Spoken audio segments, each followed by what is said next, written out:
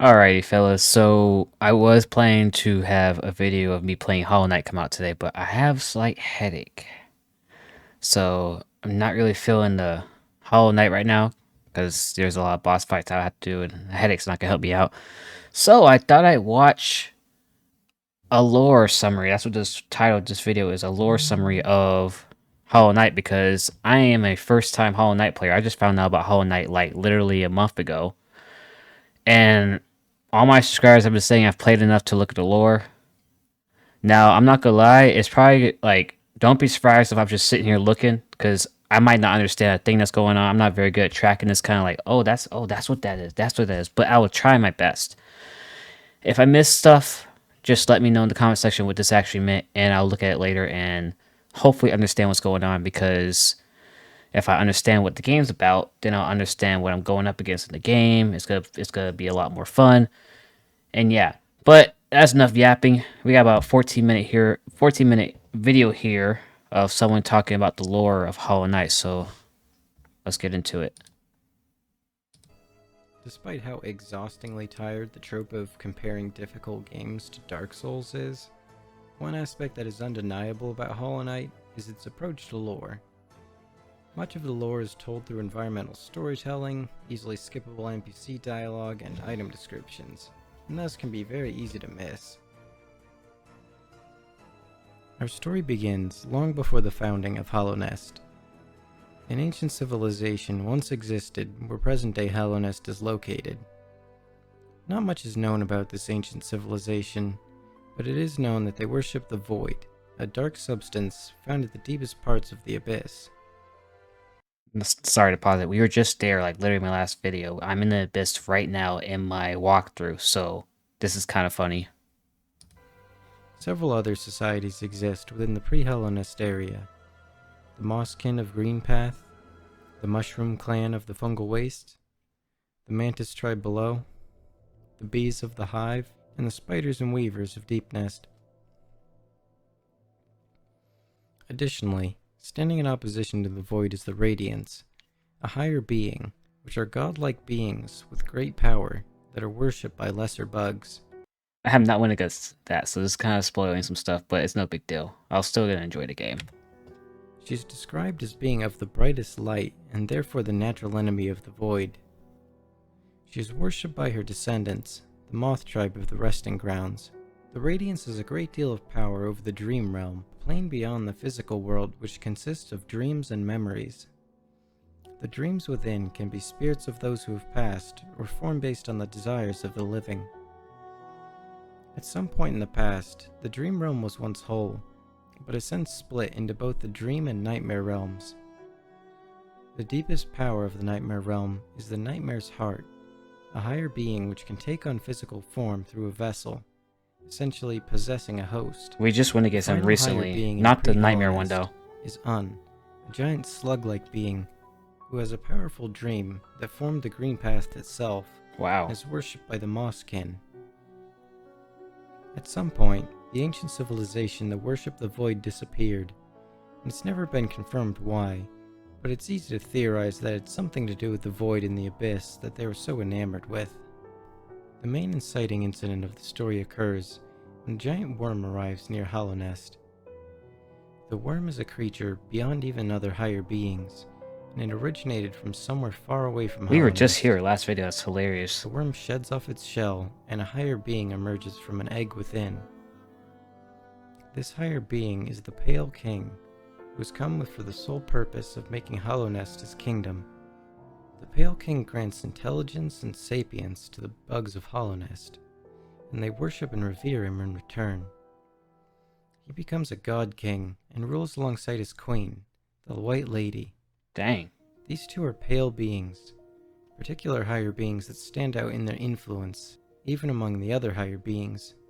Other than her reign as queen, not a lot is given about the White Lady, so it's not clear if she arrived with the Pale King or was here for some time before, but it is known that she has an insatiable desire to propagate her species, so to speak. When the kingdom is formed, the Moth tribe abandons their worship of the Radiants and choose to follow the Pale King instead, and the Mushroom Clan willingly accept his rule as well. However, the bees of the hive refuse the Pale King's rule and seal off the hive, and the spider tribe also remains separate. The mantis tribe doesn't enter into the kingdom of Hollow Nest and chooses to remain separate, but with a truce made that they will keep the beasts of Deep Nest from invading the kingdom. The Pale Interesting. King ruled Hollow Nest from the White Palace, deep beneath the kingdom. He enlisted protectors of the kingdom, known as the Five Great Knights. The Five Great Knights were Ogrim, who is said to be the loyalist of the knights, and a staunch defender of king and kingdom, Hegemol, who, while a towering and imposing figure, was surprisingly soft-spoken and humorous. Zemir, a mysterious outsider who traveled to Hollow Nest, Drya, a fierce but caring guard of the queen, and Isma, who, while kind and understanding, is said to be the strongest of the knights. Under his rule, Hollow Nest prospered. He ordered construction of the Stagway, which connected the major areas starting at King's Pass, all the way to the capital at the City of Tears. The Stagway made trade and travel fast and convenient, and he didn't stop there. Under his rule, the tramways were constructed. I still haven't got these unlocked. Like, I see all these spots, but I need some kind of ticket to even get these to start. Because every single map has this huge rail going through it. Connecting the Forgotten Crossroads and the Resting Grounds, and the other from the Kingdom's Edge to the entrance of Deep Nest. However, the third tramway extending into Deep Nest was unsuccessful, as the denizens of Deep Nest that rejected the king did not take kindly to the intrusion on their territory, and the project was abandoned. During this time, mining operations were expanded in the Crystal Peak to obtain the apparently valuable pink crystals there. While the exact use of these crystals isn't clear, they seem to have been used as a source of energy, per the Crystal Heart's item description. Beneath the capital, the royal waterways were also constructed, which is really just a fancy name for sewers. It became a breeding ground for the flukes and the flukemarm, horrible parasites that seemed to operate solely on instinct. For a time, it seemed the Pale King's rule was destined to last forever, with one tablet declaring Hollow Nest the last and only civilization, the Eternal Kingdom. However, while the Moth tribe had stopped worshipping the Radiance, she had not disappeared. She attempted to make herself known once more by manifesting the dreams of the citizens of Hollow Nest. When they resisted her, the infection began to spread, a blight which shattered the minds of those affected and returned them back to their base instincts. We just got started the infection The solution recently. that was arrived at by the scholars of the Soul Sanctum in the City of Tears was to harness the power of soul, draining hundreds or thousands of their life force in the process. Pale King arrived at a different solution and decided That makes sense why all the skeletons are down there. I was there and I did not know why there were just skeletons everywhere, and one of my subs was like, "How this dude needs to look at the lore. He has no idea what's going on right now." I'm just like, I see skeletons. This is kind of scary, and I see why.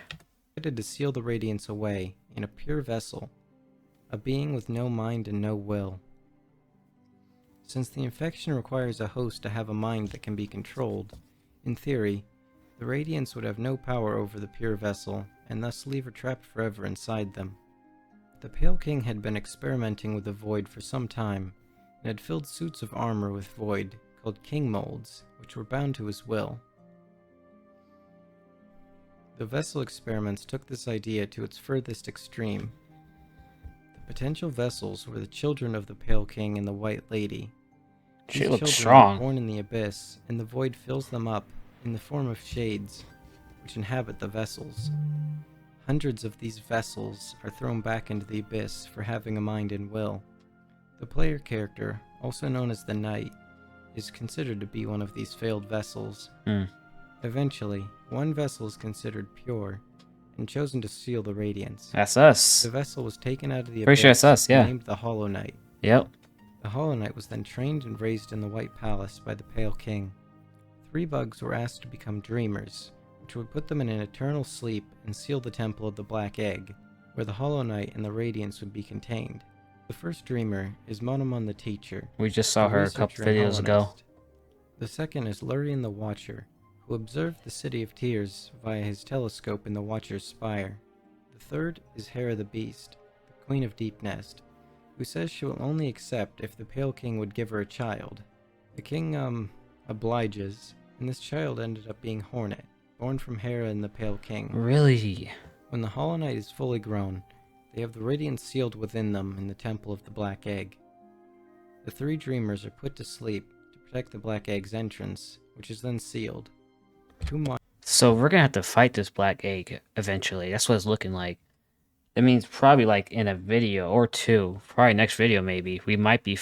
I think we're gonna have to fight the black egg from what it's looking like because they're guarding it or something. That's what I'm monuments seeing. were built in remembrance of their sacrifice. One dedicated to the Hollow Knight in the capital city, and one dedicated to the Dreamers in the resting ground. After some time, it became clear that the Hollow Knight was not actually a pure vessel, and had some measure of emotions within him. Perhaps they were tarnished by their bond with the Pale King who had raised them. Perhaps when they saw that the Knight also climbed out of the abyss, they had a passing thought that maybe it didn't need to be them. Regardless, due to this, the Radiance was able to exert her influence again, causing the infection to reappear. As the kingdom fell to ruin, the Pale King abandoned the bugs of Hallownest and disappeared within the White Palace into the dream world. Most of Hallownest's inhabitants became infected or died, with a few exceptions such as the Mantis tribe and some other bugs who were able to resist the infection. Instead of retreating with the Pale King, the White Lady locked herself away in the Queen's gardens, feeling guilty about the hundreds of her children cast into the abyss.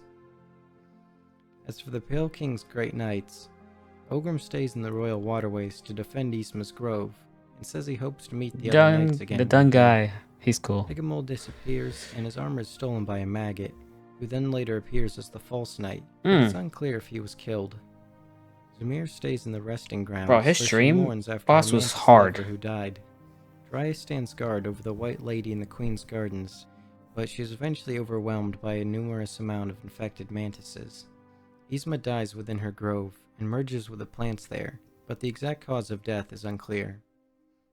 Finally, as for the Pale King himself, he died in the throne room of the White Palace. His cause of death is never stated, but it's safe to say the most likely candidate was some sort of interaction with the Void. Or perhaps, as being born to reign, he simply couldn't continue to exist as a king of nothing, ruling over no one. When the Pale King fled, he had the entrance to the abyss sealed off, but somehow several vessels managed to escape, including the player character, the Knight. The Radiance eventually manages to break out of the Hollow Knight, cracking their shell and fully infecting them. This is the state of Hallownest that the Knight arrives in.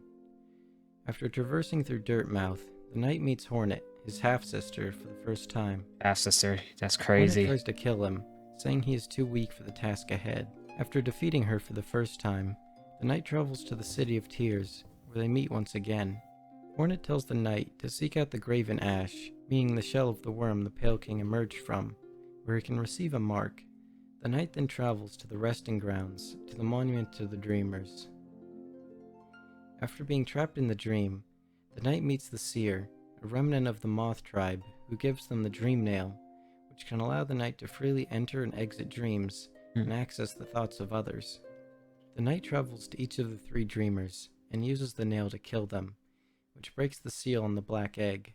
If the Knight chooses to ignore Hornet's advice to obtain the mark and enters the temple without it, then the Knight will find the Hollow Knight within and faces them alone. Damn, we gotta fight him. The Hollow Knight stabs itself repeatedly, trying to kill itself. However, the Radiance takes direct control, basically making the Hollow Knight a marionette. The Knight prevails and absorbs the infection from the Hollow Knight.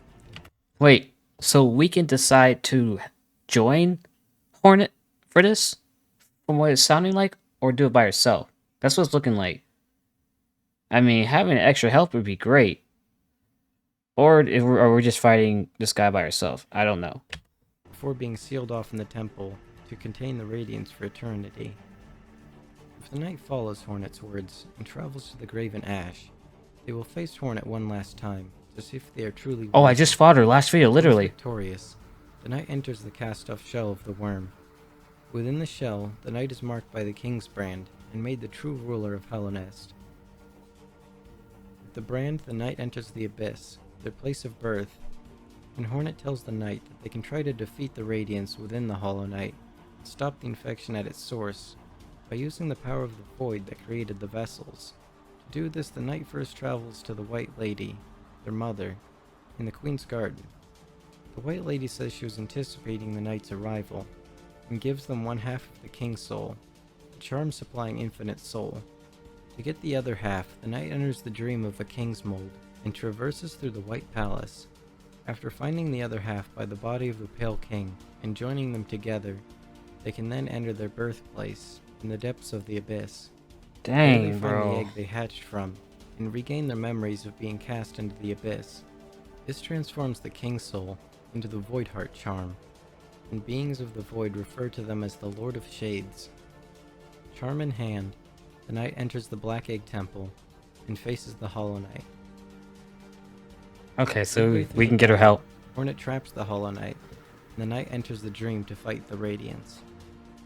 As their battle rages, shades appear, and then the Knight unleashes the full power of the Void to defeat her.